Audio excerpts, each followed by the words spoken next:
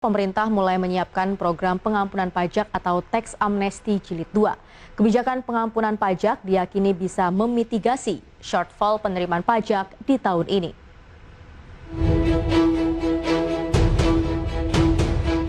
Agenda pengampunan pajak atau Tax Amnesty Jilid 2 nampaknya bukan lagi menjadi isapan jempol.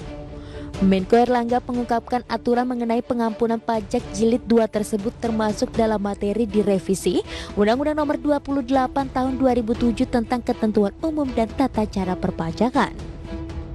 Tax Amnesty Jilid kedua tersebut diharapkan segera disetujui oleh legislatif, sebab revisi Undang-Undang Ketentuan Umum dan Tata Cara Perpajakan telah masuk dalam program legislasi nasional 2021. Pemerintah meyakini jika Tax Amnesty digelar kembali maka bisa memitigasi shortfall penerimaan pajak di tahun ini, sebab pajak penting untuk membiayai kebutuhan belanja negara yang semakin menggunung akibat corona.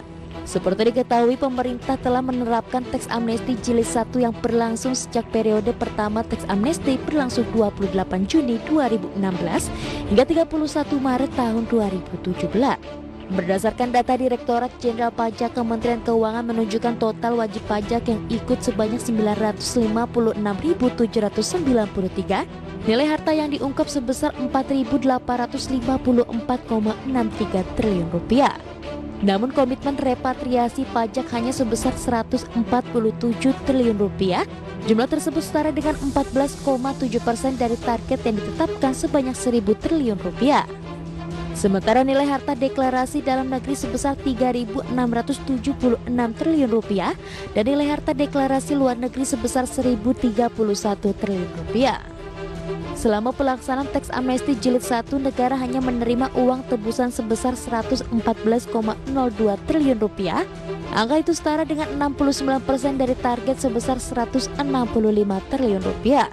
Uang tebusan terbesar berasal dari wajib pajak orang pribadi non-usaha mikro kecil dan menengah sebesar 91,1 triliun rupiah.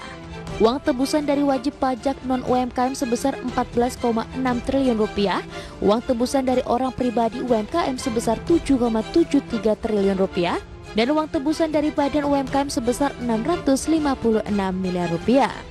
Berbagai sumber, IDX Channel.